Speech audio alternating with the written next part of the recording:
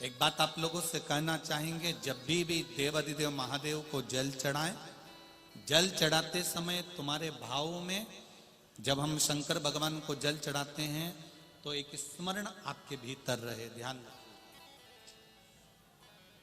जैसे ये शिवलिंग है, ठीक है, ये जलाधारी है, ये कोलपीठी का जिस पर ये शिवलिंग रखा हुआ है, ये जलाधारी, बीच में अशोक सुंदरी, इधर गणेश जी, इधर कार्तिकेय जी, जिस पे शिवलिंग रखा हुआ है, ये माता पार्वती जी का हस्त कमल।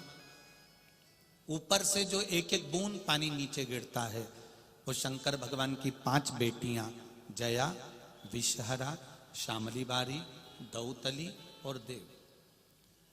जब शिवजी को जल चढ़ाओ, शंकर भगवान को जल चढ़ाने के लिए सबसे पहले गणेश जी वाली जगह पर जल चढ़ाओ, फिर कार्तिकेय जी वाली जगह पर जल चढ़ाओ, फिर अशोक सुंदरी की जगह पर जल चढ़ाओ, फिर पीठिका पर जल चढ़ाओ, उसके बाद में शिवलिंग पर जल चढ़ाइए।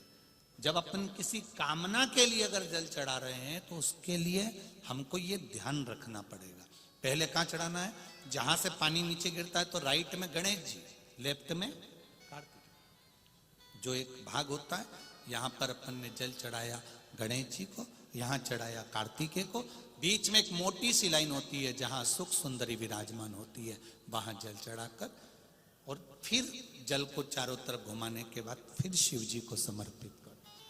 एक बात और याद रखिए, जिन बेटे बेटियों की शादी नहीं हो रही, 30 साल, 32 साल, 35 साल, 40 साल, 28 साल, 27 साल हो गए, उनसे निवेदन है कि जब भी आप देवाधिदेव महादेव को जल समर्पित करें, जल चढ़ाने के बाद शुरुआत भी अशोक सुंदरी से करें और चढ़ाने के बाद में समापन भी शिवलिंग पे चढ़ाने के बाद अशोक सुंदरी पर करें। जब हम कम से कम 3 महीना लगातार अशोक सुंदरी से जल चढ़ाकर, शिवलिंग पे जल चढ़ाकर अशोक सुंदरी पर उस जल की धार का विराम करते हैं तो ये निश्चित है कि बाबा देवाधिदेव महादेव की कृपा से 3 महीने के अंदर विवाह पक्का हो ही जाता है, निश्चितता।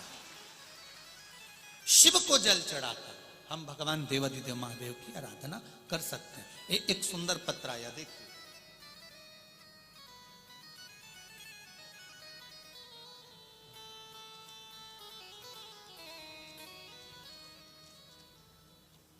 संगीता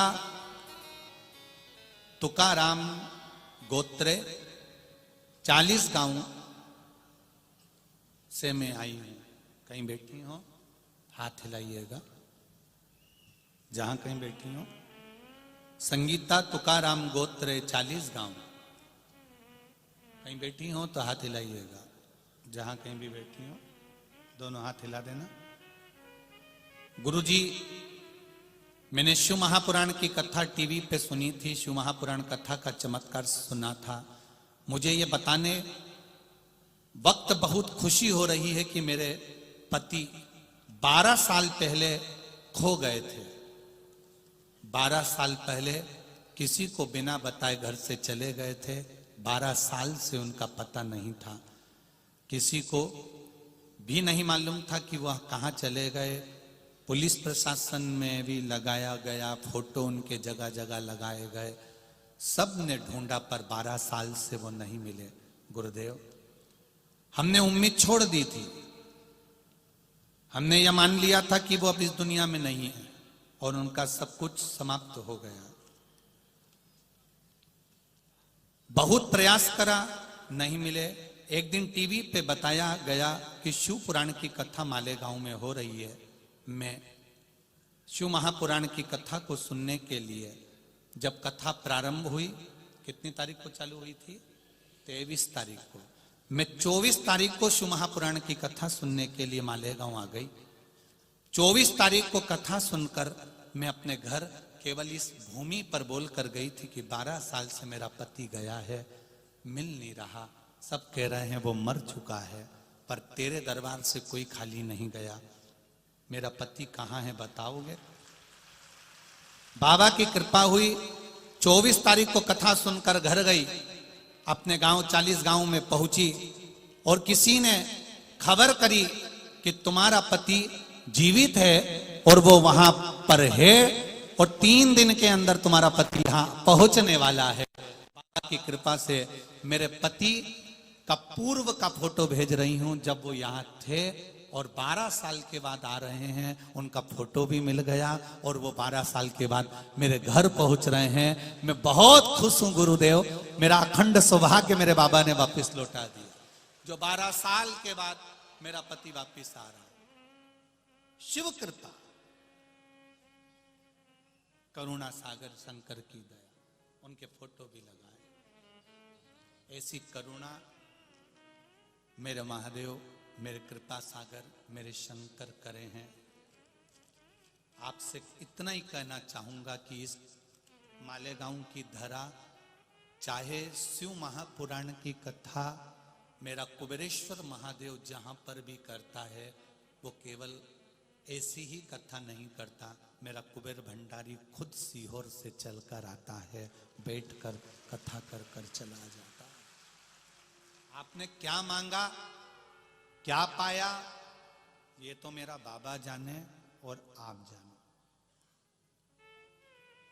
महाराष्ट्र की कथा पूरी हो जाएगी आज, छत्तीसगढ़ की कथा 2 जनवरी से नए वर्ष में प्रारंभ हो जाएगी, अंग्रेजी नए वर्ष। कथा का समय 1 बजे से 4 बजे तक टीवी पर रहेगा, जब छत्तीसगढ़ की कथा आशुतोष शिव महापुराण होगी 2 तारीख से। आप लोग सुनने जरूर आते हो, लाखों की संख्या में आते हो, पर यह भी विश्वास मानकर चलना कि यहां से बैग तुम्हारा खाली नहीं जाएगा, झोली तुम्हारी खाली नहीं जाएगी। देगा, भरेगा। एक पत्र और है, देखिए,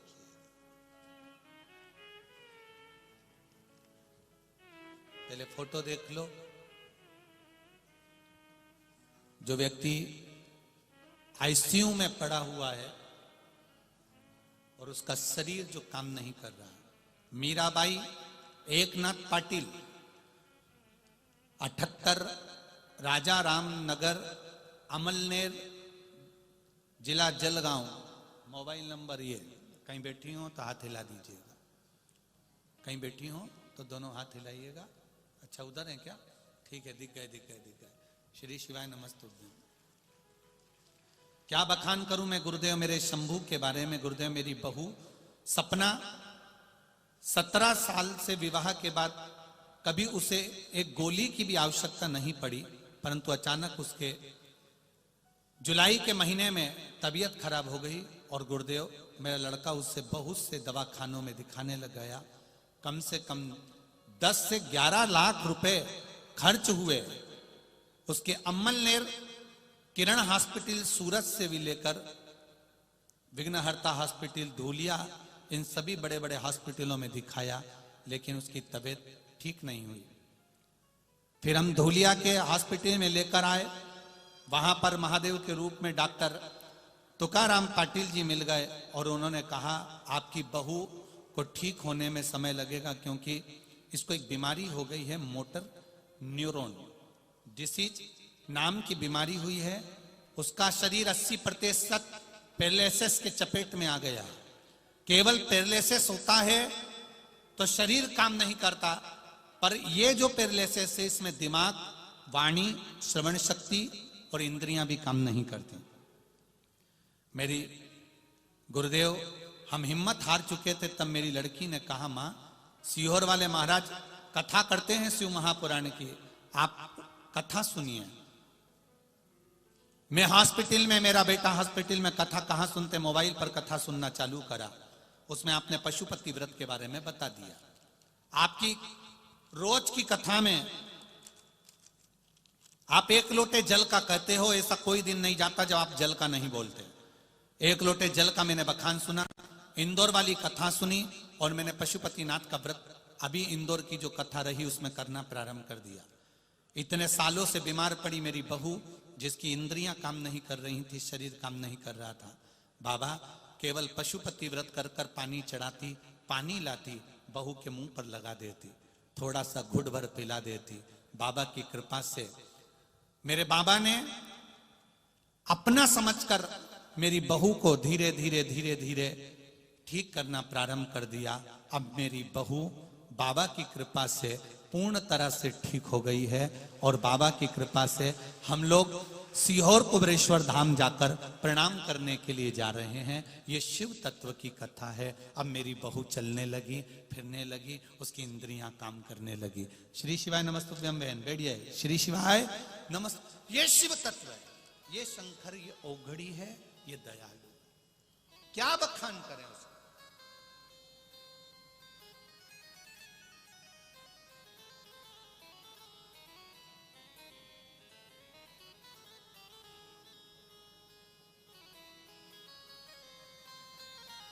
क्या बखान करें। तेरी कृपा बिना न हिले एक भी अनु, लेते हैं श्वास तेरी कृपा से तनो तनो। बखान क्या करूं मैं राखों के ढेर का, चपटी बबूत में खजाना कुबेर का। हे गंगाधर मोक्तिद्वार ओमकार तू, भोले ओमकार तू। आयो शरण तिहारी शंभु तार तार तू। मेरा शिव देव,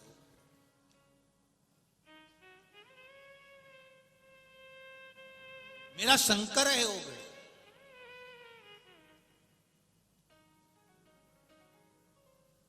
आप उस पर विश्वास रखे हो, भरोसा रखे हो।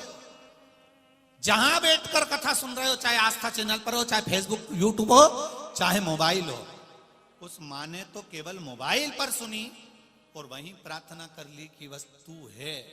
ये मुझे जागृत हो गया है कि तू है। और बाबा आएगा। रोटी जैसे अपन कह रहे हैं ना, आएगी। ट्रेन आएगी, बस आएगी, बहू पोता पोती आएंगे, सब कुछ आएगा। तो ये निश्चित है मेरा बाबा आएगा।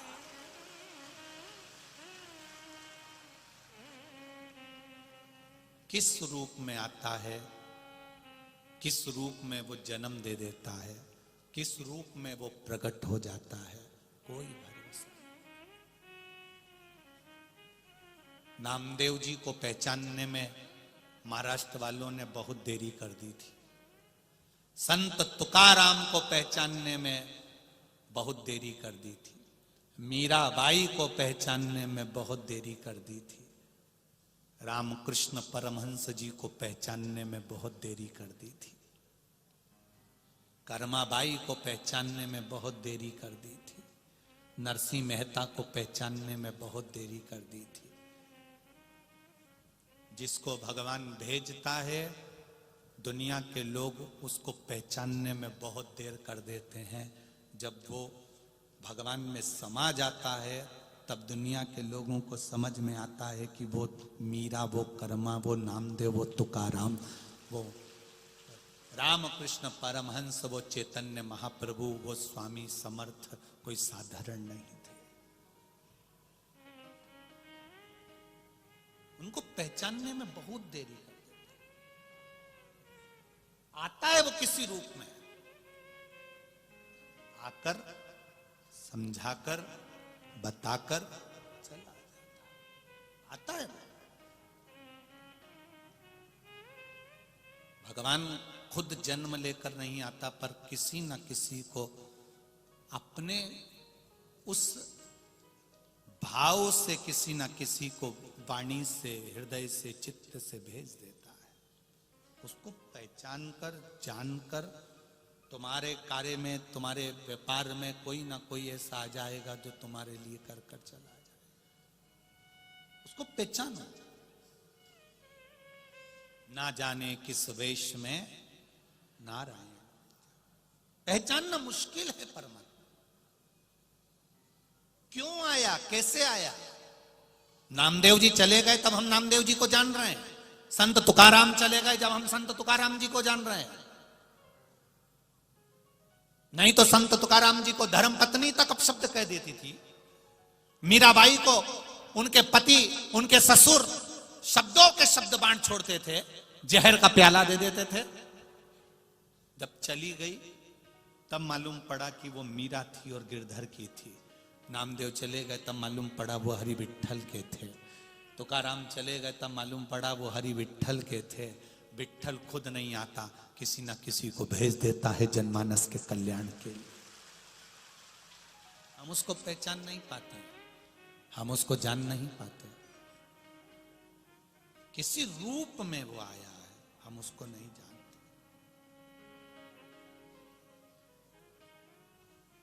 वो आएगा, चले जाएगा, बता देगा। ये उसकी भक्ति है। कर्माबाई खिचड़ी बनाती थी, भगवान को खिलाती। कई लोगों ने कहा इसको बनाना नहीं आती, बिना नहाए बना लेती है, अक्ल नहीं, इसमें बुद्धि नहीं। संतों ने समझाया, उसने नहाकर बनाया, भगवान स्वीकार नहीं कर। दिल से, हृदय से, भाव से जो रिझा लिया वो रिझा। हम भी आज कथा पूरी हो जाएगी कहकर चले जाएंगे। कई लोग उसको एक लोटे जल की महत्वता को जान जाएंगे, बेलपत्री की महत्वता को जान जाएंगे, शिव के हो जाएंगे। और कई लोग ऐसे होंगे कि हम चले भी जाएंगे उसके बाद में, जैसे नामदेव, तुकाराम, मीराबाई, कर्माबाई जैसे संतों की नित्य लोग बुराइयां करते रहते थे पहले भी, और संत अपना काम करते रहते थे। ऐसे कई ऐसे होंगे जो बुराइयां भी करेंगे, पर अपने को उस पर नहीं जाना, अपने को अपने शिव भक्ति पर जाना है, अपने को भगवान के भजन पर जाना है। बुराई करने वाले भी बुराई करेंगे, अच्छाई करने वाले अच्छाई पकड़ लेंगे और विश्वास जागृत कर लेंगे कि मुझे एक लोटा जल चढ़ाना है। एक लड़के ने, जो लड़का कभी मंदिर नहीं जाता था, उसने पत्र लिखा है। उस पत्र को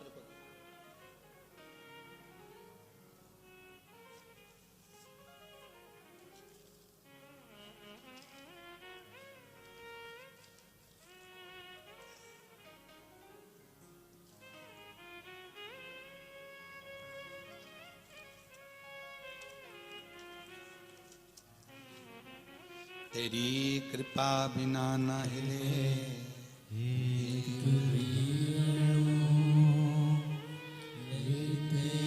श्वास तेरी कृपा से तनो तनो।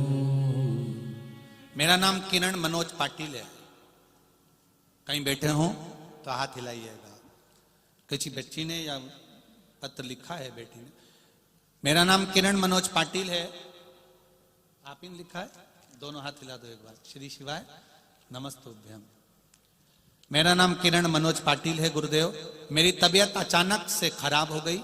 तब तबीयत खराब होने पर कारण यह था कि कहीं ना कहीं मुझे इन्फेक्शन हो गया था, और अचानक इन्फेक्शन होने के कारण बस यूरिन बंद हो गई।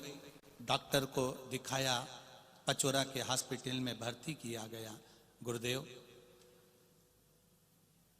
मेरे घर वाले रोज एक लोटा जल चढ़ाते। घर वाले भी परेशान हो गए कि इसको हो क्या गया, एकदम नवयुवक बच्चे, उनको क्या हो गया। जल चढ़ाकर मुझे देते। धीरे धीरे मेरा स्वास्थ्य ठीक हुआ। हॉस्पिटल में मेरा इलाज चलता रहा। भगवान की कृपा से मैं ठीक तो हो गया।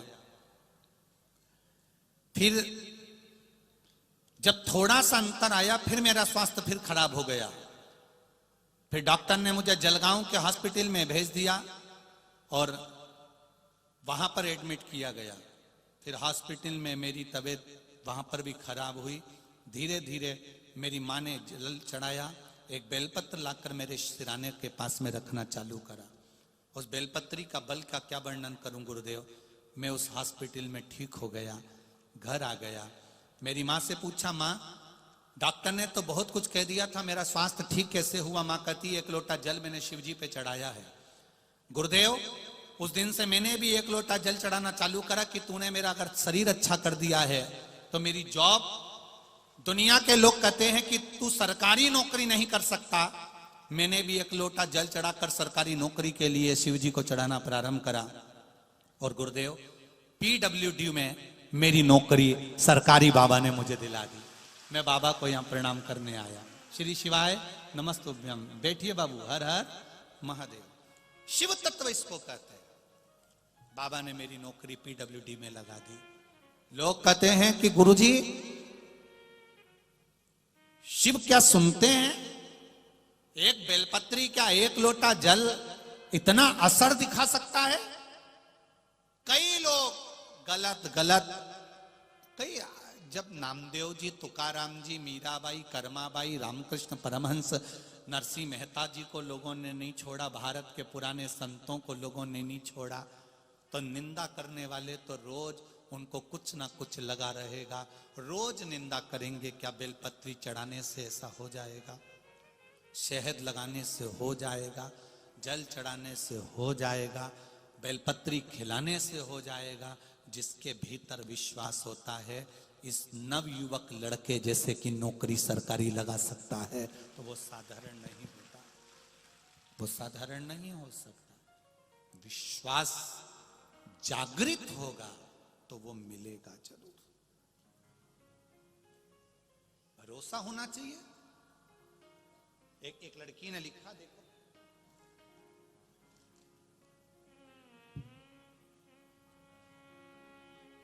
मैं कुमारी साहिली प्रकाशा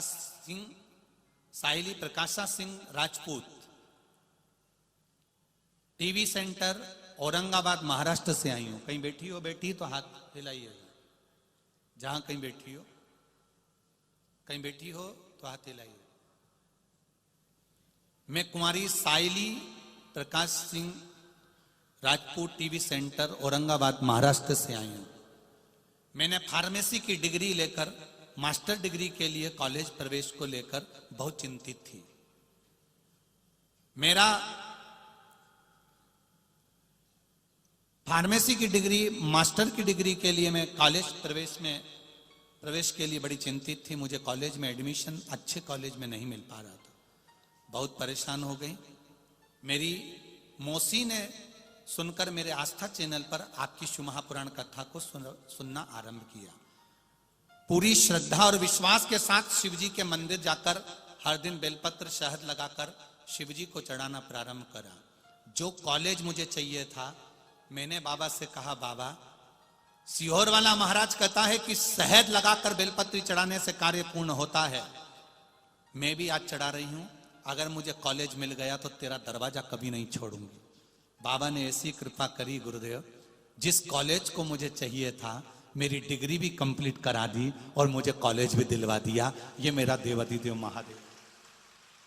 मैं उनको प्रणाम करने आई हूं, उनको डोक लगाने आई हूं, उनको नमन करने आई हूं। गुरुदेव, कॉलेज में एडमिशन हुआ, पढ़ने के लिए पैसे की जरूरत थी, वो पैसा भी नहीं था, पर बाबा ने ऐसी कृपा करी कि मेरी 1 लाख की फीस भी जमा करवा दी मेरे बाबा ने। ये शिव तत्व है, ये शंकर है, ये औघड़ी है। करो विश्वास उस पर। लोग कहेंगे, कई लोग आएंगे तुम्हारी आस्था को, विश्वास को तोड़ने वाले। क्या होता है जल चढ़ाने से? क्या होता है बेलपत्री चढ़ाने से? क्या होता है श्री शिवाय नमस्तुभ्यम कहने से? कई लोग कहेंगे, बहुत कहेंगे, गलत गलत प्रचार करेंगे, गलत गलत शब्द कहेंगे। आग लगे बस्ती में, अपन रहो मस्ती में। अपने को नहीं सुनना, अपने को तो केवल उसका द्वार नहीं छोड़ना और शिव महापुराण की कथा नहीं छोड़ना। संभाल लेगा वो, संभाल लेगा। भजन करो। बोल बम का नारा है, बाबा एक सहारा। उसके सहारे रहिए, उसके विश्वास पर। जब भरोसा दृढ़ करते जाओ। शिव कथा कहती है समय की अवस्था बड़ी बढ़ती चली जाती है, और उस समय की अवस्था में कितने को तुम अच्छे लगोगे, कितनों को बुरे लगोगे, कोई नहीं कह सकता। यहां पर मेरी माताएं बैठी हैं, मेरी जीजियां बैठी हैं, मेरी आई हुन बैठी हुई हैं। उनसे निवेदन करना चाहूंगा, बचपन में बच्चा सोता है, मां को अच्छा लगता है कि नहीं लगता है? वो बच्चा बचपन में सोता हुआ अच्छा लगता है, पर वही बच्चा जब 24 साल का हो जाए, 25 साल का हो जाए, 28 साल का हो जाए, 30 साल का हो जाए, दिन भर घर में पड़ा रे, सोता रे, इसमें से कितनी मां है जिसको अच्छा लगता होगा? किसी को अच्छा लगेगा? नहीं लगेगा। बच्चा बचपन में सोता हुआ अच्छा लगता है, बचपन में सोता है तो अच्छा लगता है, पर जब समय की अवस्था बढ़ती चली जाए, उम्र बढ़ती चली जाए और वो सोएगा तो अच्छा नहीं लगेगा। समय कितना बलवान होता है जरा सोचिए। बेटा भी तुम्हारा है, औलाद भी तुम्हारी है, पर बचपन में सोएगी तो अच्छी लगेगी, पर बड़े होकर सोएगी तो अच्छी नहीं लगेगी। उसी तरह परमात्मा कहते हैं, जो समय गया जान दो, उस समय तुम सोते रहे कोई बात नहीं, नहीं मंदिर जाते थे कोई बात नहीं, शिवालय नहीं जाते थे कोई बात नहीं, पर अब तुम बड़े हो गए हो, तुमने शिव पुराण की कथा सुन ली है, तुम जाग गए हो, तो अब समय बर्बाद नहीं करना, कर्म के प्रति जागृत होना, कार्य के प्रति जागृत होना है, और भगवान देवाधिदेव महादेव से प्रार्थना कर कर अपने कार्य के प्रति आगे बढ़ना है। अब सोते हुए अच्छे नहीं लगोगे, अब जागो।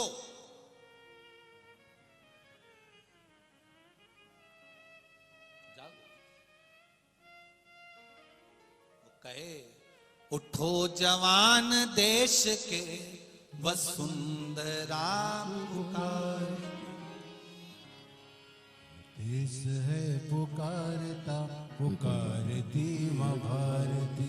ये देश आज तुम्हें पुकार रहा है, ये राष्ट्र तुम्हें पुकार रहा है, हमारा सनातन धर्म तुम्हें पुकार रहा है, और आज भी हम अगर सोते रहे तो फिर ये जीवन व्यर्थ चला जाएगा। भजन में लगाओ, कर्म में लगाओ, दुकान धंधा व्यापार व्यवसाय जो तुम्हें करना है, छोटे से छोटा काम करो, पर शर्म बिल्कुल मत करो। शर्म करोगे तो तुम आगे नहीं बढ़ सकते हो। छोटे से छोटा काम भी करो, दिल से करो, एक ना एक दिन भगवान तुम्हारा हाथ पकड़ेगा। शिव मंदिर जाओ, एक लोटा जल चढ़ाओ और अपने काम पर आगे बढ़ जाओ, बढ़ते चले जाओ। बस किसी को धोखा मत दो, किसी को विश्वासघात मत करो, और बन सके तो जिंदगी में सबका भला करते चलो। लोग कहते हैं भला करने से लोग उल्टा और जूता मार के चले जाते हैं, मारने दो ना, क्या दिक्कत। पूर्व का कोई कर्म होगा वो कट रहा होगा। आज अगर हमको कोई गाली देगा, अपशब्द कहेगा, ताने देगा, सोशल मीडिया पर, फेसबुक, यूट्यूब पर आप भी पढ़ते होगे, कोई ना कोई कुछ ना कुछ बनाता ही रहता है, कुछ ना कुछ लोग डालते रहते हैं, ऐसा कर दिया, वैसा कर दिया, ये बोल दिया, वो बोल दिया। उससे हमारा पूर्व का कोई पाप होगा तो इनकी निंदा करने से वो धीरे धीरे धीरे धीरे कट रहा, वो कट रहा। संत की चादर धोने से साफ नहीं होती, जितनी संत की लोग निंदा करते करते साफ कर देते हैं। साफ। नामदेव जी को लोगों ने अपशब्द कहा, तुकाराम जी को कहा, मीराबाई को, कर्मा को, रामकृष्ण परमहंस को, नरसिंह मेहता को, किसको नहीं कहा।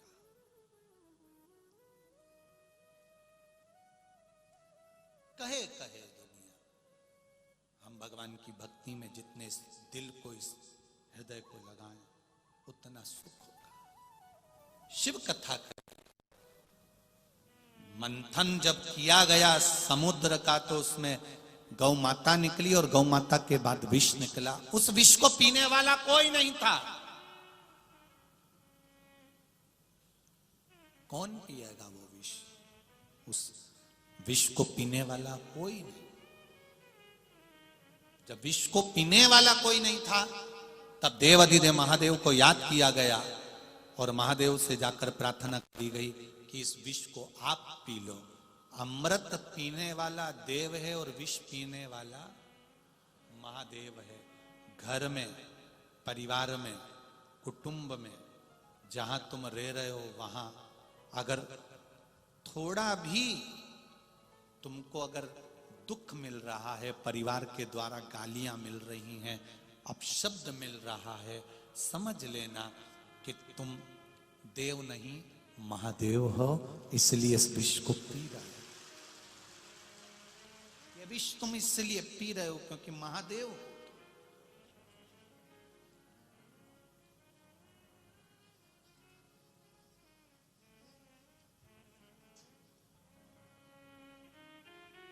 महाराज, संसार में मेरे शंकर भगवान असली रूप रखकर आते हैं तो मैया यशोदा पहचान नहीं पाती है, साधु रूप रखकर आते हैं तो पहचान नहीं पाती है। यशोदा मैया पहचानती तब है जब यशोदा जी के पास खबर जाती और यशोदा जी उनके पास हाथ दिखाने आती, तब शिव की गोद में भगवान कृष्ण को दिया जाता।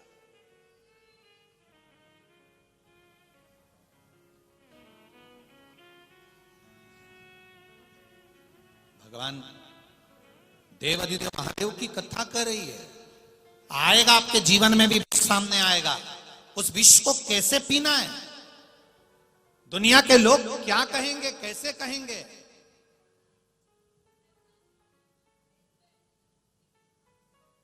पूछना क्या बोलना चाहते आशीष? ये जीवन का एक लक्ष्य है। क्या कहना चाहते?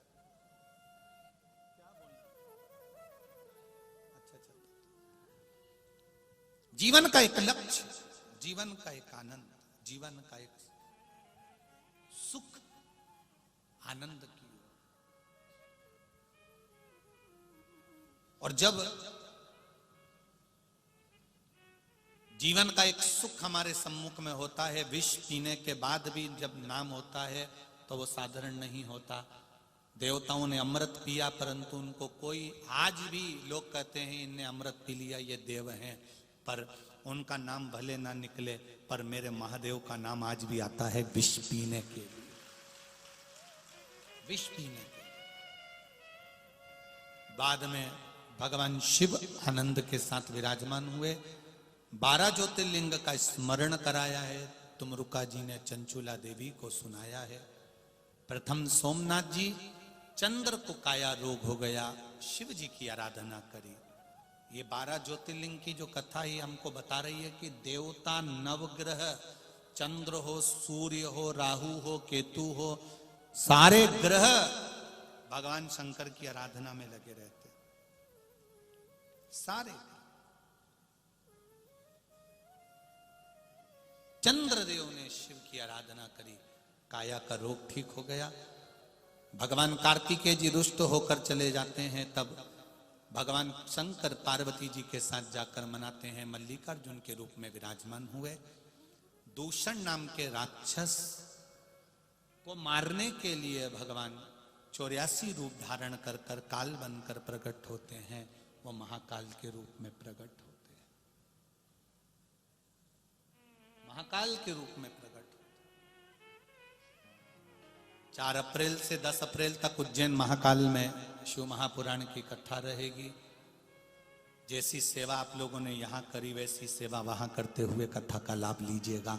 उज्जैन नगरी में पधारिए। 16 फरवरी से 22 फरवरी तक रुद्राक्ष महोत्सव रहेगा।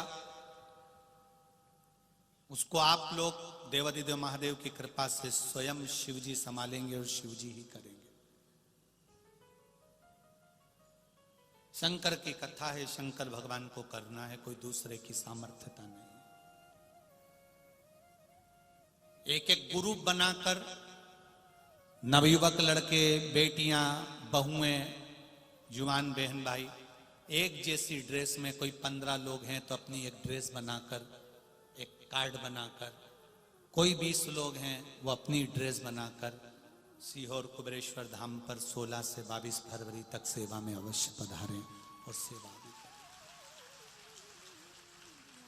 अपनी ड्रेस का कोड बनाएं, अपना एक आनंद बनाकर कि हम बाबा की सेवा में 7 दिन उसकी, मेरे भोले तेरी नौकरी सबसे बढ़िया है सबसे खरी, जब से तेरा गुलाम हो गया तब से मेरा भी ना हो गया,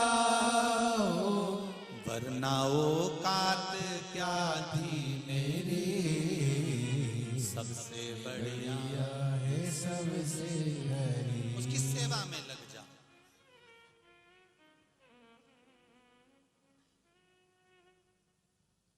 उसकी सेवा का फल प्राप्त हो जाए। 3 दिन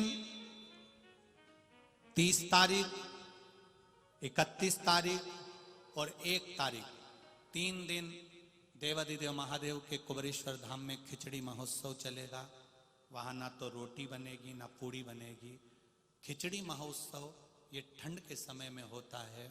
गुड़ खिचड़ी और घी के साथ में 24 घंटे बाबा का प्रसाद तैयार रहेगा। जो आएगा वो खिचड़ी प्रसाद पाएगा। जो लोग खिचड़ी प्रसाद के लिए दान दे रहे हैं, सहयोग कर रहे हैं, गुड़ घी और खिचड़ी के लिए जिन जिन की भी दान राशि अकाउंट में आ रही है या यहाँ काउंटर पर दे रहे हैं, उनको साधुवाद। 2 कथा ऐसी रही जिस कथा में काली शर्ट वाले बाउंसर लगे, पर उन बाउंसरों के पास में भी अगर कोई 1 रुपया भी आया तो उन्होंने बिठले सेवा समिति को दिया, और उनके कार्यालय में भी आया तो दिया। एक बड़ोदरा की कथा जो हुई थी, उसमें भी वहां की महेश्वरी समाज के कार्यालय पर भी अगर कुछ आता था तो वो सीहोर कुबेरेश्वर धाम के कार्यालय पर जमा कर देते थे। और एक ये मालेगांव के इस पावन प्रांगण में कुछ आया तो इन्होंने जमा किया। एक निवेदन करना चाहेंगे, दान देने वाले हर किसी के हाथ में दान पकड़ा कर चले जाते हैं, फिर वो दान बिठले सेवा समिति तक या कुबेरेश्वर धाम तक नहीं पहुंचता। यहां पर भी या कहीं पर भी कथा हो, आपने देखा कि काले कपड़े में लड़के खड़े हैं, सेवा करने आए हैं, इन्हीं को पकड़ा दिया जाए, इन्हीं को दे दिया जाए, मालूम पड़े वो दान कहां गया, समिति के पास या कुबेरेश्वर बाबा में नहीं लग पाता। समिति के अगर कोई कार्यकर्ता आपके पास में आते हैं या प्रागण्य के अंतर्गत दिखे या कोई बात हो या कार्यालय हो तो बात, पर वो पैसा आप अपनी जेब में रख लो, मना नहीं, पर सही जगह जाए तो उसका प्रयोग है, नहीं तो उसका कोई मतलब नहीं। गाय, बेटी और लक्ष्मी, ये 3 चीजें ठीक जगह पर जाना चाहिए। बेटी गलत जगह चली जाती है तो रोना पड़ता है, गाय गलत जगह चली जाए तो रोना पड़ता है, और लक्ष्मी गलत जगह जाए तो रोना पड़ता है। सही जगह जाए, उसका प्रयोग सही हो। महाराज शिव पुराण की कथा कह रही है। महाकाल बाबा स्वयं काल बनकर दूषण के प्रकट हुए, संहार किया। आगे ओमकारेश्वर का वर्णन है, या विंध्य पर्वत को तप बल के कारण दर्शन दिया। केदारनाथ जी नर नारायण के रूप में भगवान दर्शन देते हैं। फिर भीमाशंकर कुंभकर्ण की धर्मपत्नी करकटी के पुत्र भीम का संहार किया, शिव भीमाशंकर के रूप में विराजमान हुए। काशी विश्वनाथ मनु शत्रुपा के उद्धार के लिए भगवान विश्वनाथ बनकर प्रकट हुए। त्र्यंबकेश्वर गौतम बाबा पर गौ हत्या का दोष लगा दिया, उस दोष से मुक्ति पाने के लिए बाबा त्र्यंबकेश्वर के रूप में ब्रह्मा विष्णु महेश आकर विराजमान हुए। वैद्यनाथ रावण को लघु शंका लगने पर शिवलिंग भूमि पर रखा बाबा वैद्यनाथ के रूप में विराजमान हुए। नागेश्वर दारुक नाम के राक्षस के संहार के लिए भगवान नागेश्वर के रूप में विराजमान होते हैं। रामेश्वरम राम जी महाराज ने भगवान शंकर की स्थापना करी, रामेश्वरम के रूप में विराजमान हुए। कृष्णेश्वर सुधर्म नाम के ब्राह्मण की धर्म पत्नी घोषमा के बेटे के टुकड़े कर दिए थे सुदेहा ने, उसको जीवित करा, भगवान कृष्णेश्वर के रूप में विराजमान हुए हैं। महाराज ये 12 ज्योतिर्लिंग का स्मरण कर कर चंचुला देवी का पति बिंदु को मोक्ष पा जाता है और चंचुला खंड सौभाग्य धारण कर लेती है। ये वो शिव महापुराण की कथा है जो जिस भाव से हेतु से श्रवण करता है भगवान उसकी मनवांछित फल कामना पूर्ण करते हैं। ऐसे बाबा देवादिदेव महादेव की पावन कथा का रस स्वादन है। शिव कथा, शिव महापुराण की कथा आनंद के साथ दादा बाबू भूसे और शिव महापुराण समिति इसको दिल से कराई है। जहां हम रुके, रामजीवन जी, वासु जी अग्रवाल, धन्य है उनके पिता आदरणीय स्वर्गीय श्री जगन्नाथ जी, शंकर लाल जी अग्रवाल जी। कहीं पुण्याय होगी जो आपके यहाँ रुकना, आपके अन्न का भाग बाबा देवादिदेव महादेव को प्राप्त हुआ। ऐसी जीवात्मा का भगवान शिव कल्याण करे। दादा बाबू भूसे जी, आपको साधुवाद देता हूं कि मंत्री होने के बाद भी इस पूरे क्षेत्र के लिए आप मंत्री कम लगते हैं और बेटे ज्यादा लगते हैं, पूरे क्षेत्र के।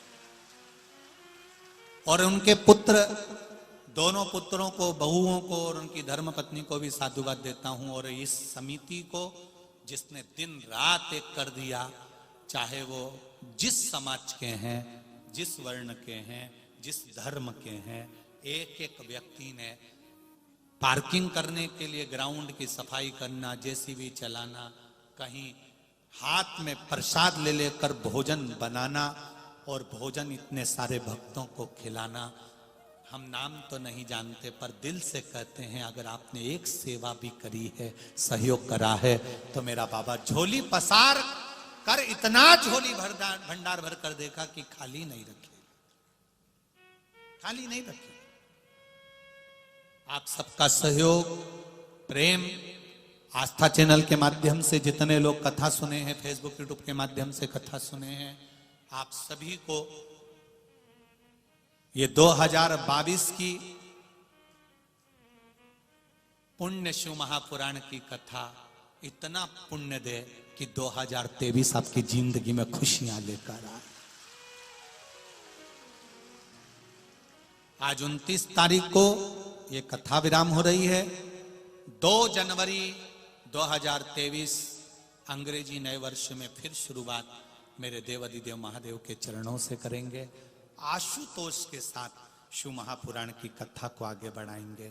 शंकर भगवान के आशुतोष महत्व को जानेंगे, बेलपत्री के पीछे की डंडी के महत्व को जानेंगे, शंकर भगवान के ऊपर लगी हुई जलाधारी की उस चैन, उस रस्सी की महत्वता को जानेंगे, जिस पर वो जलाधारी टंगी रहती है, उस कुंडे की महत्वता को जानेंगे जिस पे वो डोरी बंधी रहती है।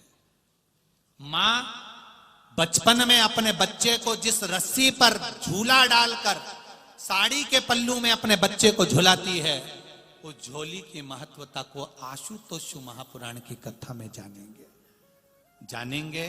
शंकर भगवान के मंदिर में जो माला चढ़ती है उसकी डोरी की महत्वता को जानेंगे।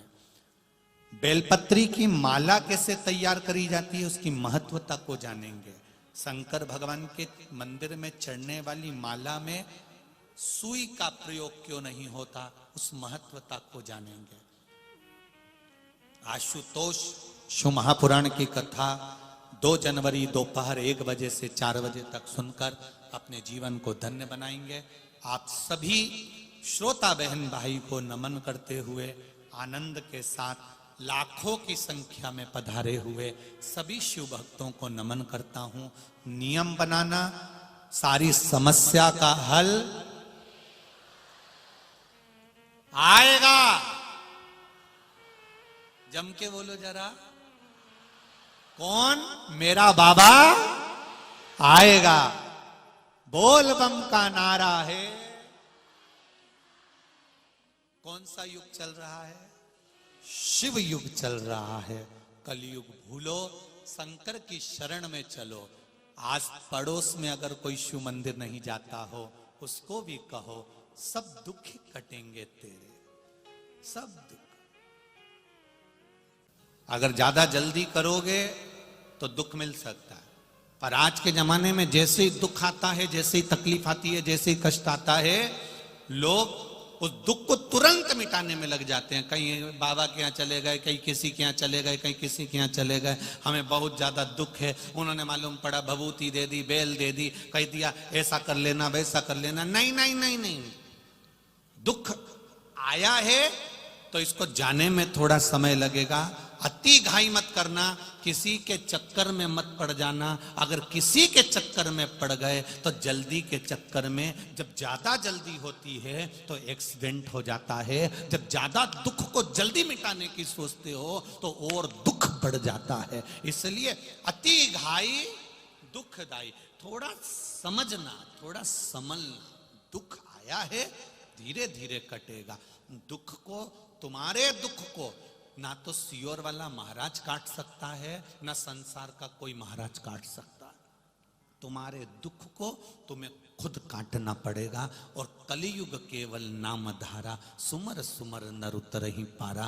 तुम्हारे दुख को भगवान के भजन से, तुम्हारे दुख को श्री शिवाय नमस्तुभ्यम से, तुम्हारे दुख को एक लोटा जल से, तुम्हारे दुख को एक बेलपत्री से, तुम्हारे दुख को एक चावल के दाने से, तुम्हारे दुख को एक पुष्प की पंखड़ी से, तुम्हारे दुख को तुम भगवान के मंदिर में सफाई करने से, तुम्हारे दुख को तुम किसी परमार्थ का काम करने से अपने दुख को काट सकते हो। ये नहीं कि हम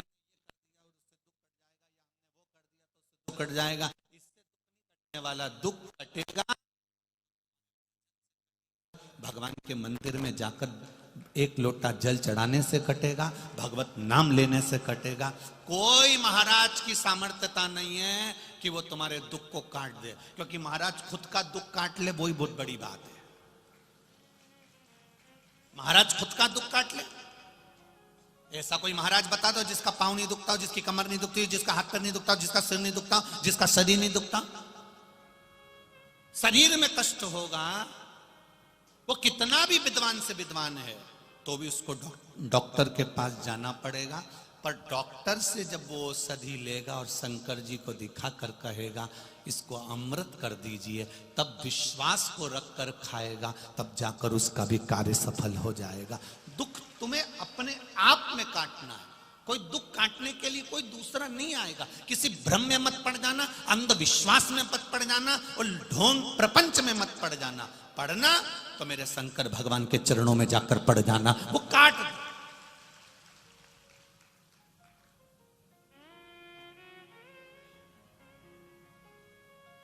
कई लोग कहते हैं गुरुजी इतने सारे महाराज आते हैं, संत आते हैं, कथाकार आते हैं, वो सबसे मिलते हैं, आप क्यों नहीं मिलते हो किसी से? हमसे मिलकर करोगे क्या? हम ना तो कुछ बताते हैं और ना हम कुछ जानते हैं। हमको कुछ आता भी नहीं, केवल ये व्यासपीठ है, ये कुबेरेश्वर बाबा की शिव महापुराण की पोथी है और बाबा का भजन है, श्री शिवाय नमस्तुभ्यम मंत्र है और एक लोटा जल है। बस इतना जानते हैं कि एक लोटे जल को चढ़ाते चढ़ाते जब सियोर वाला महाराज भी यहाँ तक पहुँच सकता है तो आप भी उस जल के सहारे वहाँ तक पहुँच सकते हो। किसी का भाग्य लिखना या किसी का भाग्य बताना या आपके जीवन में क्या हो रहा है यह बताना हमारे बस की बात नहीं है। हमें कोई विद्या या कोई सिद्धि हमारे पास में नहीं है। हम तो केवल भगवान का भजन करते हैं और आपसे भी करवाते हैं, क्योंकि दुख कोई दूसरा नहीं काट सकता, दुख आपको स्वयं काटना है। पत्नी का सिर दुखेगा, पति बाम लगा सकता है, पति दवाई लाकर दे सकता है, पर पत्नी के सिर दर्द को पति ले सकता है क्या? बोलो, जम के बोलो, नहीं ले सकता। दर्द उसको ही सहन करना पड़ेगा, दर्द उसको सहना पड़ेगा।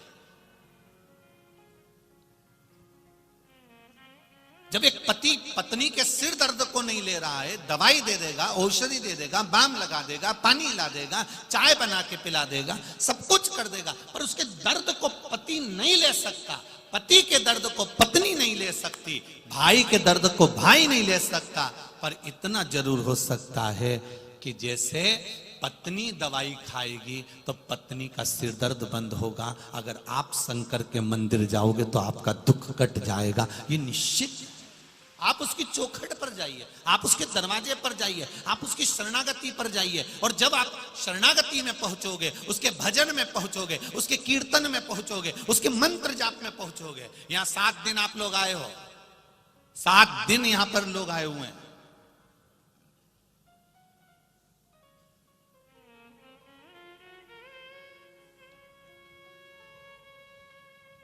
जो लोग 7 दिन से यहां पर रुके हुए हैं उनसे पूछना, वो अपना घर परिवार, बेटा बेटी, नाते रिश्ते सब भूल कर 7 दिन तक भजन कर रहे हैं। उनको कोई मतलब नहीं, यहां से जाएंगे तब उनको परिवार में फिर पहुंचेंगे तो फिर परिवार की याद आएगी, फिर लगेगा कि हम परिवार में फिर आ गए। पर 2-4 दिन तो तुमको नींद नहीं आएगी, क्योंकि तुम मालेगांव की कथा सुनकर जा रहे हो, तुम्हारी आदत बदल गई है, भजन की हो गई। 2-4-8 दिन तुमको नींद नहीं आने वाली, तुम करवट बदलते रहोगे। पास में सोने वाला व्यक्ति पूछ लेगा, तुझे नींद नहीं आ रही? नहीं। क्यों? सपने में मेरे को वो महाराज दिख रहा है, सपने में मुझे मेरा भोलेनाथ दिख रहा है, मुझे नींद नहीं आ रही है, मुझे स्वप्न दिख रहा है। खानो नहीं भावे मुझे, पीनो नहीं भावे, दौड़ दौड़ मन सत्संग जावे। जब मुझे बस केवल भगवान की भक्ति नजर आ रही है, केवल भक्ति और कुछ भी। भजन का जब बल बढ़ जाता है तब कुछ भी दिखता नहीं। गुरुजी ने पूछा था, कौरवों से भी और पांडवों से भी इस पेड़ पर क्या दिख रहा है? तो कोई के पेड़ दिख रहा है, कोई के पक्षी दिख रहा है, कोई के उसके पंख दिख रहे हैं, कोई के उसके पास फल दिख रहा है। केवल एक था जिसने कहा पक्षी का केवल नेत्र नजर आ रहा है, जिसने एक निशाना बना लिया है कि मुझे अगर दुख आएगा मैं किसी के पास नहीं जाऊंगा। जिसने एक निशाना बना लिया, एक लक्ष्य बना लिया कि मुझे दुख आएगा मैं किसी के पास नहीं जाऊंगी, डॉक्टर को दिखाऊंगी और फिर महादेव के पास जाकर कह दूंगी कि तेरे भरोसे पर दिखा के आई। दुख आएगा, उसको निपटने का तरीका भी आपको आना चाहिए।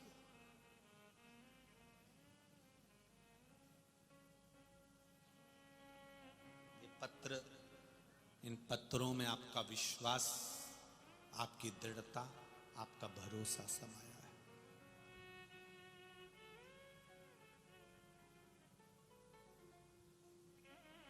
सब कुछ टूट जाए, घर भी टूट रहा हो, रिश्ते नाते भी टूट रहे हो, परिवार भी टूट रहा हो, दुख पीछा पकड़ कर खड़ा हो, फिर भी तुम्हारा विश्वास मत तोड़ना। मंदिर जाना मत छोड़ना। क्यों नहीं छोड़ना? मायके वाले दुख की घड़ी में बार बार आकर नहीं खड़े होंगे, ससुराल वाले दुख की घड़ी में बार बार आकर नहीं खड़े होंगे, पर जिसके दरवाजे पर तुम रोज जा रही हो एक लोटा जल लेकर, शंकर भगवान का गुणगान गा रही हो, वो दुख की घड़ी में रोज आकर खड़ा हो सकता है। वो फ्री होकर भक्ति पक्की करो।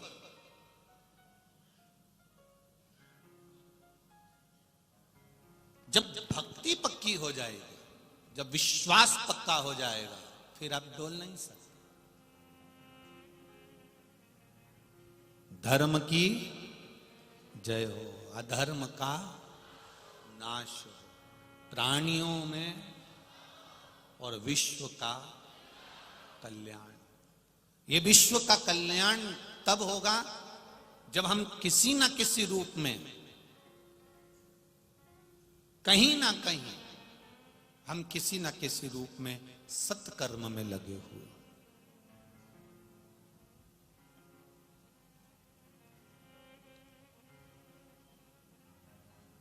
किसी ना किसी रूप में सत्कर्म में लगे।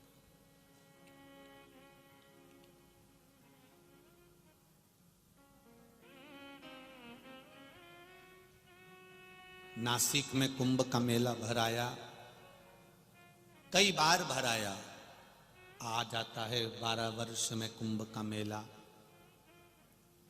प्रशासन को कितनी व्यवस्था करना पड़ती है उस मेले के लिए। 1 साल पहले मेले की तैयारी चालू हो जाती है। बोलो सही है? चारों तरफ प्रशासन को व्यवस्थाएं करना पड़ती है। उस मेले में भी 10 लाख, 20 लाख, 25 लाख, 50 लाख जितनी पब्लिक जाती है। पर उससे आधा मेला होता है ये शिव महापुराण की कथा का मेला। आधा मेला। यहां छोटे से छोटे व्यक्ति से लेकर बड़े से बड़ा करोड़पति भी इस मेले का सुख भोगता है।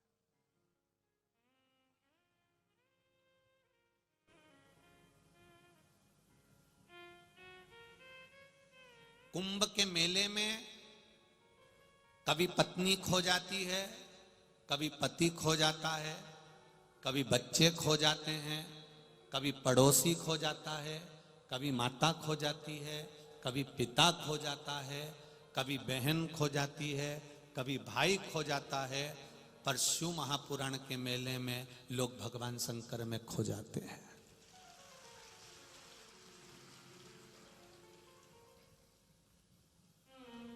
यहां शिव में खो रहे हो आप।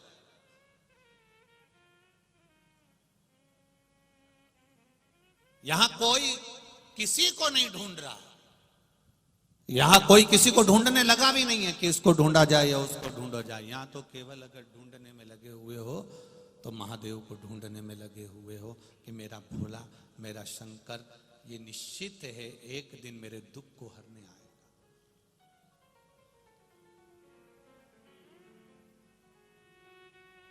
भक्ति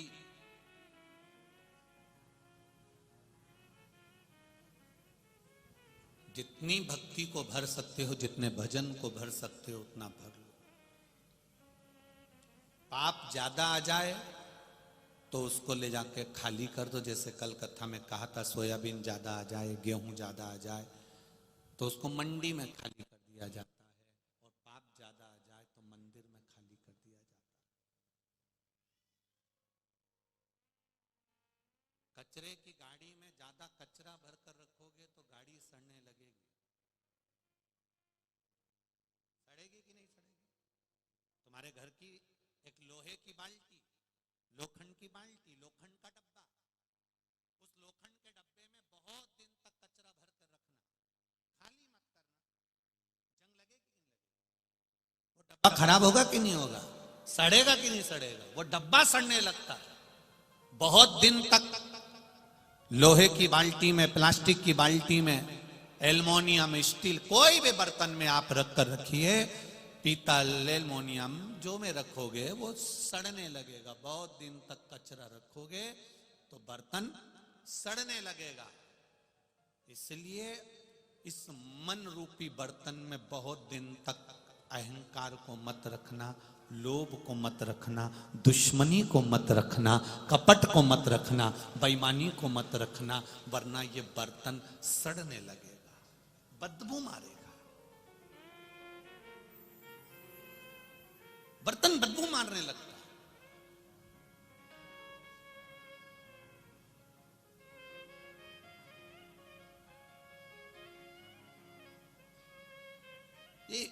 कोई कह रहा था, गुरुजी वो मेरी देवरानी का मन तो बिल्कुल भी कथा में नहीं लगता और मेरा मन कथा में लगता है। मैं टीवी चालू करती हूं और देवरानी कहती है कहां टीवी में लगे हो, कथा में लगे हो। वो टीवी बंद कर देती है। एक बात बताओ गुरुजी, घर में दो, एक बहू एक सास, एक देवरानी, एक जेठानी, इतने लोग रह रहे हैं, उसमें से एक का मन कथा में है या दो का मन कथा में है या दो का मन मंदिर में है या भजन में है और बाकी के लोगों का मन भजन में नहीं है, ऐसा क्यों होता है? ऐसा कैसे हो जाता है? भगवान को सबको एक जैसा मनाना चाहिए ना। जब पति भजन करता है तो पत्नी को भी भजन वाला बनाओ, बहन भजन करती है तो भाई को भी भजन वाला बनाओ, माँ अगर भजन करती है तो बच्चों को भी भजन वाला बनाओ। पर ये क्यों भगवान ऐसा करते हैं कि इनको बिना भजन का बना देते हैं, हमको भजन वाला बना देते हैं? हमने कहा ये आज का नहीं है, ये पुराने जमाने का है। आपने पूर्व में कोई अच्छा काम करा होता है तो इस जन्म में तुम भजन में लगे रहते हो, भगवान की भक्ति में लगे रहते हो। पूर्व के पुण्य से तुम्हें आज कथा सुनने को मिल रही है, भजन करने को मिल रहा है, सत्संग करने को मिल रहा है। भगवान मौका दे रहा है कि पूर्व में जो तूने पुण्य करा था तो ये मनुष्य का शरीर मिल गया, अच्छा शरीर मिल गया, परिवार अच्छा मिल गया, कुटुंब अच्छा मिल गया, इसको और बढ़ा ले तो तू थोड़ा भजन और कर ले। ये भगवान की कृपा से प्राप्त हुआ है। पूर्व में अच्छे थे तो आज भी तुम अच्छे हो, और पूर्व में गड़बड़ थे तो आज भी तुम गड़बड़ हो। और नहीं मानो तो एक प्रैक्टिकल करके देखना। एक डब्बी में हींग, क्या हींग जो सब्जी में डालती हो, अचार में डालती हो, एक डब्बी में हींग रख देना। डब्बी में से हींग रखने के बाद में 2-4-8 दिन के बाद वो डब्बी को खाली कर देना। पानी से धो लेना, साबुन से धो लेना, सर्फ से धो लेना, फिर खोलना सुखाने के बाद। हींग की बदबू जाएगी कि नहीं जाएगी? बोलो बोलो, जम के बोलो। नहीं जाएगी। डब्बी को कितना धोया, साबुन से, सर्फ से, पानी से, गर्म पानी से, पर हींग की बदबू, हींग की खुशबू नहीं गई। उसी तरह पूर्व में जो तुम थे वो हींग की डब्बी भले खाली कर दी, पहले अपन ना जाने क्या थे, कोई कुछ था, कोई कुछ था, 84 लाख योनियां काटी हैं, ये हींग की डब्बी ना जाने कितनी बार खाली हो गई। अगर भजन में लगे हो तो समझ लेना वो हींग की खुशबू अभी तक नहीं गई है, वो अभी तक।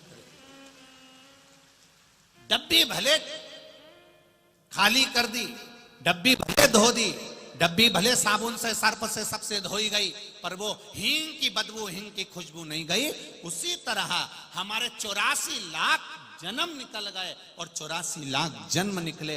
हमने क्या करा था पूर्व में? अगर हमने भजन करा था तो वो भजन की गंध आज तक नहीं गई। अपने आप आपका मन कथा में लग जाता है। और किसी किसी को डांट डांट के बिठाओ, मार मार के बिठाओ, चिल्ला चिल्ला के बिठाओ तो भी मन नहीं लगता। किसी किसी बूढ़ी बूढ़ी माताओं को देख लो, इनका खाने में मन लग जाए, सिलाई में, स्वेटर बनाने में मन लग जाए, कपड़ा सिलने में मन लग जाए, बड़ी तोड़ने में मन लग जाए, पापड़ में मन लग जाए, कपड़ा सुधारने में मन लग जाए, मेहंदी लगाने में मन लग जाए, बुराई करने में मन लग जाए। पर इनका मन किसी किसी डोकरी का ऐसा रहे कि उसको कितना भी कह दो कि भगवान के मंदिर चल, वो नहीं जाए। उसको कथा में बिठा दो तो कथा नहीं सुने, टीवी चालू कर दो कथा की तो मन नहीं लगे, वहीं पसरी जाए। वही तुम कितना ही प्रयास कर लेना वो नहीं पहुंचेगी। क्यों? क्योंकि हींग की डब्बी नहीं है, वो हींग की डब्बी नहीं है। हींग की होती तो पुराने जमाने का, पूर्व का थोड़ी सी खुशबू उसमें रह जाती। अगर हींग की डब्बी होती तो थोड़ी सी गंध उसमें रह जाती तो वो भजन कर लेती। पर ये हींग की डब्बी नहीं है। ये तो अब नहीं बोलूं तो अच्छा है, ये हींग की डब्बी नहीं, ये तो केरोसिन का डब्बा है, घासलेट का तेल का डब्बा।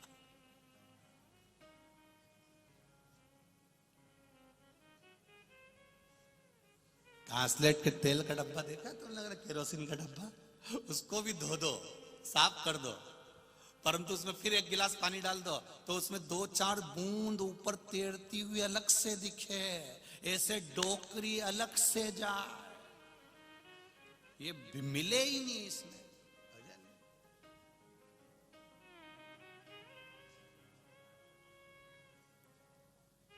तो मेरी मालेगांव की हींग की डब्बियों, ये खुशबू आपकी कितने ही जन्म दे दे मेरा भोलेनाथ, 84 लाख योनियां काट दे, ये डब्बी की गंध जाना नहीं चाहिए। ये हींग की डब्बी की गंध खुशबू जाना नहीं चाहिए। कितनी दे दे वो जन्म, कितने ही सांप बनाए, बिच्छू बनाए, और ऐसा नहीं है सब बने अपन, ऐसा नहीं कि अपन ने कोई जन्म नहीं लिया होगा। आप भी कुछ ना कुछ बने होंगे पूर्व में, हम भी कुछ ना कुछ बने होंगे। 84 लाख योनियां काटते काटते काटते काटते यहां तक पहुंचे हैं। माथे की जूं भी बने थे, किसी ने निकाल के नखून पे धर के निपटा दिया।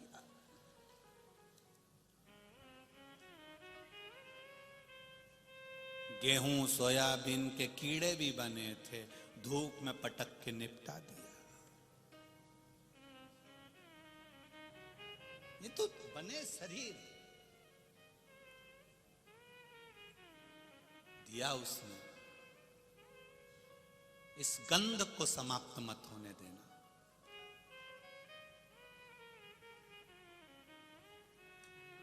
कोई तुमसे कह दे, होता है कभी कभी जो मकान बनता है, आपके घर में बाथरूम बनी है, बोलो तो बनी है। अगर समझदार मिस्त्री मिल गया, छत बनाने वाला, बाथरूम बनाने वाला, घर बनाने वाला, समझदार मिस्त्री मिल गया, समझदार मिल गया, तो वो जो बाथरूम बनाता है ना, तो बाथरूम में जब वो टाइल्स लगाता है, पत्थर लगाता है, तो ऐसा थोड़ा सा ढाल करके लगाता है। ढाल कर कर क्यों? पानी यहां डलेगा और वो वहां पाइप में चला जाएगा, खड्डे में चला जाएगा। जो मिस्त्री समझदार नहीं होता तो वो एकदम चपटा धर दे, तो पानी वहीं की वहीं भरा रहे, परंतु वो निकले। फिर क्या करना पड़ता है उसको? पानी जब नहीं निकलता तो क्या करते हो? फिर वही बाथरूम में, जैसे हम अग्रवाल जी के ठहरे हैं, तो हम जिस कमरे में ठहरे हैं कक्ष में, उनके बाथरूम में प्लास्टिक की झाड़ू रखी। क्या करना पड़ता है? बोलो, जम के बोलो जरा। फिर वो झाड़ू से झाड़ झाड़ के उस पानी को उस खड्डे तक लेकर जाना पड़ता है। आपके भी बाथरूम में झाड़ू रखी होगी हो, ऐसी झाड़ने वाली, पानी निकालने के लिए। फिर वो खड्डे में ले जाना पड़ता। जैसे 2 तरह की बाथरूम होती है, 2 तरह की छत होती है। एक ढाल में होती है, पानी यहां डाला सीधे पाइप में, और एक छत एकदम सीधी, बाथरूम का फर्श एकदम सीधा, जाए नहीं तो झाड़ू से झाड़ झाड़ कर निकाला जाता है। उसी तरह 2 तरह के लोग होते हैं। एक ढाल में होते हैं, जैसी कथा चालू हुई 2 बजे टीवी खोल के बैठ गए या कथा में जाकर बैठ गए। और एक ऐसे होते हैं जिनको झाड़ झाड़ के ले जाना पड़ता, चाल चाल चाल, तब जाकर वो कथा में पहुंच पाते। बोलो री जी सही है कि गलत है? तुम जितने बैठे हो ये सब झाड़ू से निकलने वाले नहीं, तुम ढाल में हुए हो। जितने लोग शिव महापुराण की कथा आस्था चैनल पर सुन रहे हैं, जितने लोग फेसबुक यूट्यूब पर सुन रहे हैं, जितने इस मालेगांव की पावन धरा पर बैठकर लाखों की संख्या में कथा सुन रहे हो, तुम विश्वास रखना, तुमको जिसने बनाया वो मिस्त्री साधारण नहीं है, तुम्हारे माता पिता साधारण नहीं है, इसलिए उन्हें ढाल में बनाया। तुम्हारे माता पिता का संस्कार तुम्हारे साथ में है, तुम्हारे माता पिता की सभ्यता, संस्कृति, उनका संस्कार, उनका ज्ञान तुम्हारे साथ में है, इसलिए तुम हमेशा ढाल में रहते हो। तुम्हारा मन कथा में, सत्संग में, भजन में, मंदिर में, कीर्तन में लगा रहता है। कहीं कहीं के ऐसे होते हैं जिनका मिस्त्री अच्छा नहीं होता, तो वो ढाल में पैदा नहीं होते। फिर उनके मिस्त्री कहते हैं कि जा कथा में चले जा, छोरे से कहते हैं मंदिर में एक लोटा पानी चढ़ाया, बहू से कहते हैं पशुपति व्रत कर ले, नहीं करती, फिर वो झाड़ू से झाड़ उसे ले जाना पड़ता। तो मिस्त्री अच्छा होना चाहिए। और मेरा विश्वास कहता है जिसके माता पिता मिस्त्री के रूप में बच्चों को जन्म देते हैं तो बच्चे संस्कारित होते हैं, अगर श्रेष्ठ मिस्त्री है तो। आज आपको देखकर 10 लाख से ज्यादा लोग इस कथा को श्रवण कर रहे हैं मालेगांव की इस पावन धरा पर। जिस मालेगांव की कैपेसिटी इतनी नहीं है, जितने से ज्यादा लोग इसमें आ गए। इस मालेगांव के कथा में जो लाखों लोग कथा को श्रवण कर रहे हैं, आपको नमन करने से पहले मैं आपके माता पिता जो मिस्त्री हैं उनको नमन करता हूं। उन्होंने ढाल में बनाया। गर्भ में जब बच्चा था भजन करा, मंदिर गए, कीर्तन करा, रामायण पढ़ी, भगवत भजन में लगे रहे, तो संतान भी ढाल में हुई, भगवान की भक्ति में, भजन में। तुम छोटे छोटे बच्चों को देखना पानी चढ़ाते हैं, समझ लेना उनके मिस्त्री जोरदार है, उनके माता पिता बहुत अच्छे हैं जिन्होंने ऐसा संस्कार दिया। और कई कई ऐसे होते हैं जिनको झाड़ू से झाड़ के, बहुओं से कहते हैं, सास भी कहती है चलो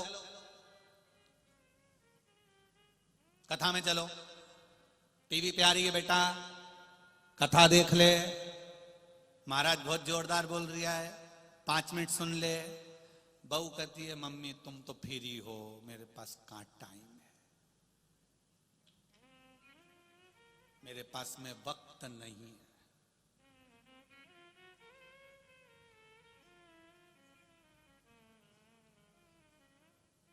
जिसके पास में वक्त नहीं होता वही कम वक्त होता है।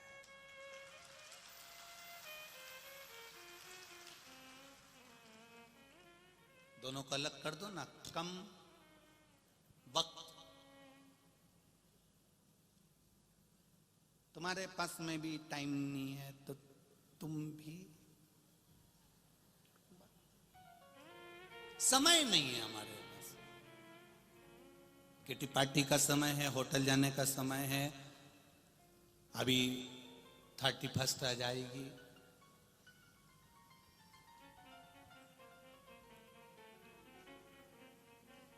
समय है, पर भजन का समय नहीं। साधु वार्ता, आपके नजदीक में अगर कोई देवालय है, शिवालय है, शंकर भगवान का कोई शिवालय आपके नजदीक में है, प्रयास करना 2 कदम चलकर वहां तक जाना। ये अंग्रेजी नया वर्ष आ रहा है, हमारा सनातनियों का नया वर्ष तो नूतन चैत्र से आता है, पर फिर भी नवयुवक बच्चे अगर इसको मनाते हैं, करते हैं, हम उनको कुछ रोकेंगे टोकेंगे नहीं, पर इतना जरूर कहेंगे कि अगर मना भी रहे हो तो होटल में और वेसन में नहीं, महादेव के मंदिर जाना और 1 लोटा जल चढ़ा कर आना। कोई शिवालय पास में हो, कोई देवालय पास में हो, कोई प्रसिद्ध स्थान पास में हो, कोई तीर्थ पास में हो, तो भगवान की शरणागति में मनाना, शरणागति में मना।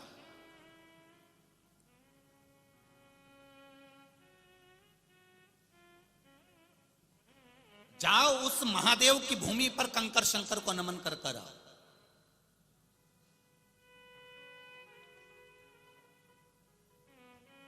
कल सीहोर से फोन था तो कह रहे थे गुरुदेव बहुत भक्त लोग सीहोर आ रहे हैं। हमने कब छुट्टियां लग गई हैं तो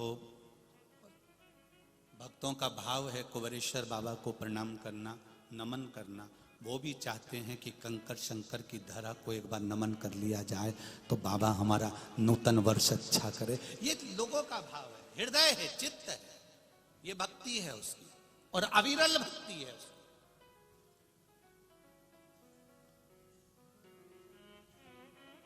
कहीं देवालय में जाकर, कहीं शिवालय में जाकर, हमने भी जब कथा चल रही है, लाइन से कथाएं चल रही, तो हमने भी ये कहा आशीष जी को, समीर जी को, कि जब 31 रहे उस समय पर बाबा कुबेर भंडारी के चरणों में ये शरीर वहीं पड़ा रहे, ऐसा प्रयास कर कर, इसलिए कथा को भी ऐसा दिया गया कि 29 को यहाँ आज समापन हो जाएगी, फिर अगली कथा 2 तारीख से चालू हो जाएगी। बाबा के चरणों में ये शरीर पड़ा रहे, उसका दिया हुआ शरीर है, उसके चरणों में पड़ा रहे, उसकी शरणागति में धरा रहे, इससे बढ़कर कोई सुख नहीं है। आप भी बनाओ भगवान शिव के चरणारविंद से, भगवान के चरणारविंद में जाकर, देवालय में जाकर, अपने नजदीक में जो शंकर का मंदिर हो, जो शिवालय हो, उसके चरणों में जाकर मनाए। बोल बम का नारा है, बाबा एक सहारा। लोग कहते हैं गुरुजी हम घर में मंदिर बनाना चाहते हैं। हम उनसे कहते हैं घर में मंदिर मत बनाओ, मंदिर में घर बनाओ।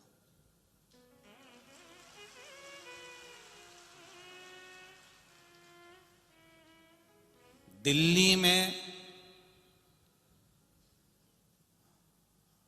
मकान बनाना सरल है, दिल्ली में दुकान बनाना सरल है, दिल्ली में फ्लैट लेना सरल है, पर किसी के दिल में जगह बनाना बड़ा कठिन है। आप महादेव के दिल में जगह बनाइए और महादेव आपके दिल में जगह बनाए।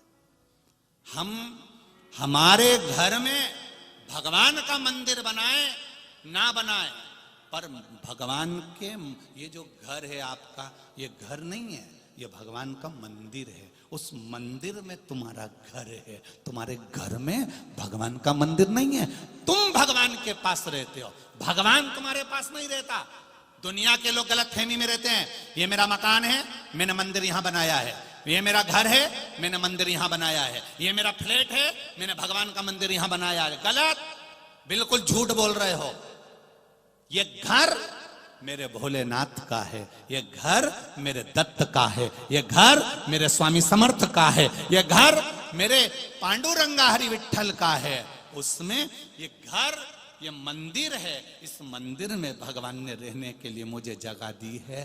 भगवान क्योंकि माता पिता हैं, माता पिता अपने बच्चों के सोने के लिए अच्छा बड़े से बड़ा रूम देते हैं, और बुजुर्ग माता पिता छोटे से हॉल में, कमरे में पड़े रहते हैं। भगवान भी कहता है तू मेरी संतान है, तू अच्छे कमरे में रह, मेरे लिए छोटी सी जगह बहुत है, क्योंकि मैं छोटा बनकर रहता हूं, कहीं पर भी आनंद करता रहता हूं, तू सुखी से रह। हमारे घर में मंदिर नहीं है, मंदिर में हमारा घर है।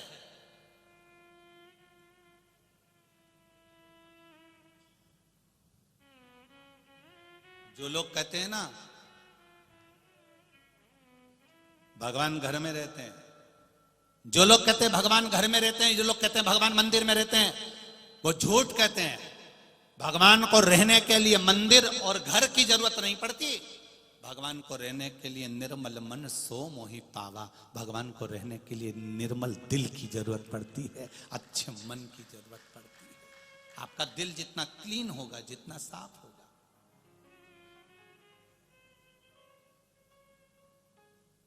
जितना मन साफ होगा, उतना परमात्मा तुम्हारे करीब में होगा, आता जाएगा।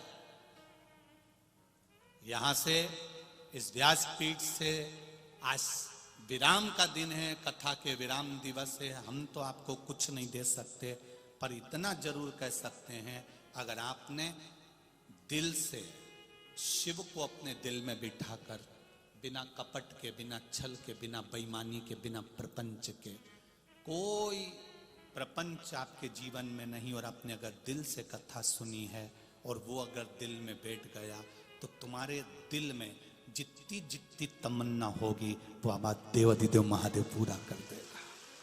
वहां बैठा है जो जहां रहता है वो वहां की सुनता है, जो जहां रहता है वो वहां की सुनता है।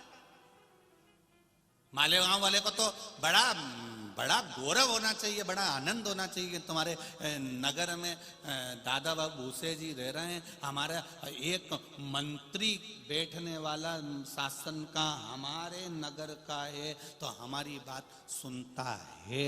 उसी तरह जब तुम्हारी बात तुम्हारा मंत्री सुनता है, तुम्हारी बात जब तुम्हारे मंत्री श्रवण करते हैं, उसी तरह जैसे मालेगांव में मंत्री जी रहते हैं तो तुम्हारी बात सुनते हैं, तुम्हारे दिल में महादेव रहता है तो तुम्हारी बात सुनता है, निश्चित है सुनेगा।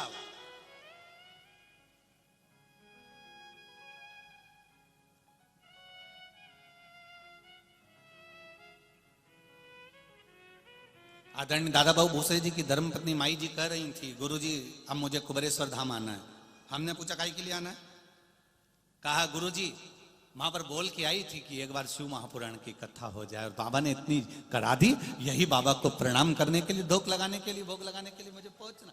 दिल से अगर कहा, हृदय से अगर कहा आप कुबेरेश्वर धाम आते हो, शंकर भगवान तो वहां पर कहीं आपको कोई मूर्ति नहीं मिलेगी, पर कंकर को उठाकर आपने पूजन करा, और पूजन करने के बाद दिल से कहकर उस कंकर को ले जाकर एक साइड में, कहीं एक साइड में उसको रख दिया, कहीं एक साइड में, मत छोड़कर नहीं जाना।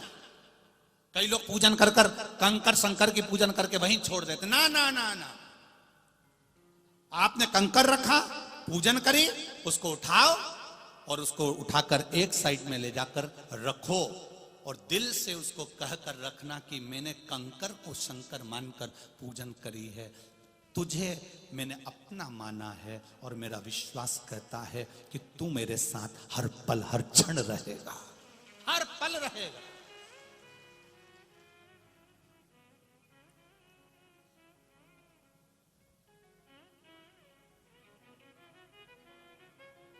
ऐसा कोई क्षण नहीं, ऐसा कोई पल नहीं जब महादेव तुम्हारे साथ में नहीं। इसलिए कहा कंकर शंकर है, जब तक श्वास चल रही है तब तक शरीर है, श्वास गई शव बन जाएगा। श्वास क्या है? शिव भगवान शंकर श्वास के रूप में।